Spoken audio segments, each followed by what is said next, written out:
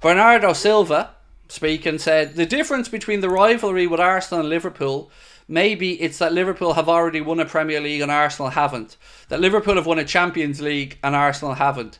And that Liverpool always face us with the intention of winning the game.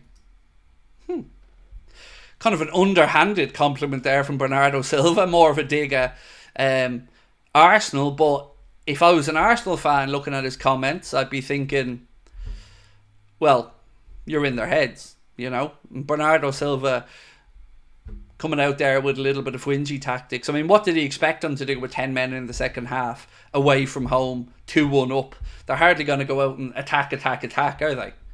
Liverpool are 3 times the club of Arsenal and no European history as well. Do you know what? Is it just me, or do Arsenal get an incredible amount of praise and credit for a club that under Arteta has won 1 FA Cup? You know, because I don't remember getting the credit for finishing second by a point, or getting 97 points and finishing just shy. I don't remember getting the credit for that. I remember being laughed at, and I remember all the Arsenal fans still talking about second. Now all of a sudden we have an Arteta team who hasn't won a Premier League yet, hasn't won a European Cup ever, and has won 1 FA Cup. And the media and some of their fans are going on like Saliba is the greatest defender in the history of football, and Saka is Mohamed Salah times 100. And don't even get me started on Gary Neville and his hard on for Arsenal. It's weird. They've won nothing. They're a good team, and I'm not trying to downplay the progress they've made. They've made really good progress under Mikel Arteta, and the owners have backed them with funds in the transfer market. And I'm not trying to say that they aren't a good team. They are. But they're nothing until they deliver. Treat Studio said, it's the fact Ten Hag has won more trophies than Arteta in less than 3 years. That is a fact. Now look, I would argue I'd rather watch Arteta's team if I was a football fan than watching that Ten Hag United side. And certainly they've been more consistent at Arsenal. But, you know, in what you've said is true. They won 2 trophies under Ten Hag. And Arteta's won an FA Cup, and he's being compared to Guardiola at times, which is just mental. Arsenal have to win one of the big ones. They have to. And they should. Look, they've every right to believe they can. Let me say that. You know, I'm not here to try and belittle Arsenal. I'm just saying I think people get carried away. You know, I'm wanting this Arteta-Pep rivalry for, I guess, selling the games around the world, which again is understandable. But it's not based in logic. You know, you have to deliver. Imagine if Jurgen hadn't have won a league title with Liverpool. Do you think people would still look back outside of us Liverpool fans and think that Klopp was the man? Klopp was a game changer. No, he had to deliver a Premier League title, and he did. Craig, who do you think is a better manager, Arteta or Ten Hag? 100% Arteta.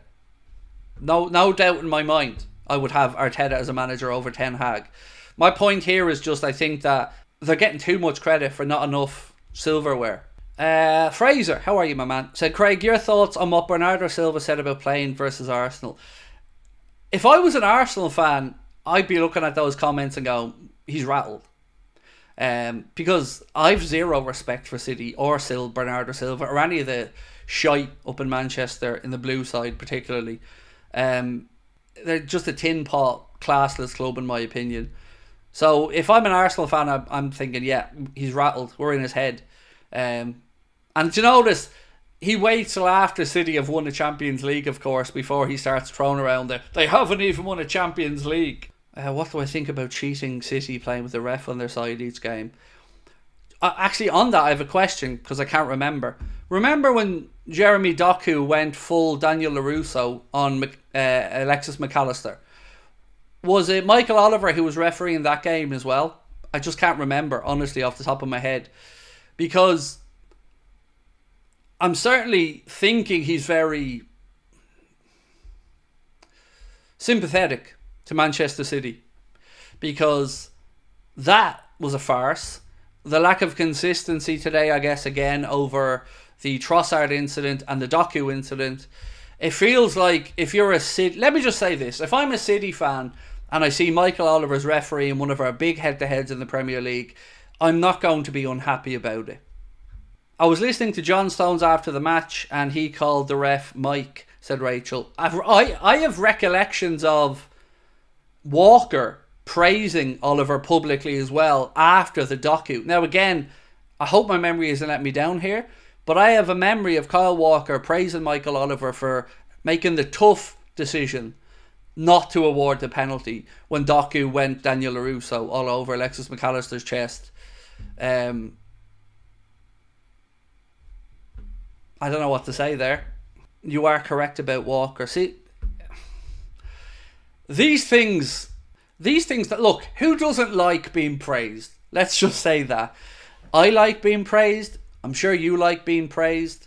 And it's certainly not going to make Michael Oliver angry towards Manchester City if their players are coming out and publicly praising him for these decisions that, despite the evidence in front of the rest of us, seem to be very friendly. Right, let me read this out. Oh, Mark has sent it on to me. So this was Kyle Walker speaking after Jeremy Doku kicked Alexis McAllister in the chest. Said, I think the referee did really well. I feel once you have the Anfield crowd behind him, he could have crumbled, but that shows his experience. That shows his character. That's why he's regarded as probably one of the best referees in this country and in the world at the minute. Whereas the rest of the world looked at that and went, you've lost the plot. It was a blatant penalty.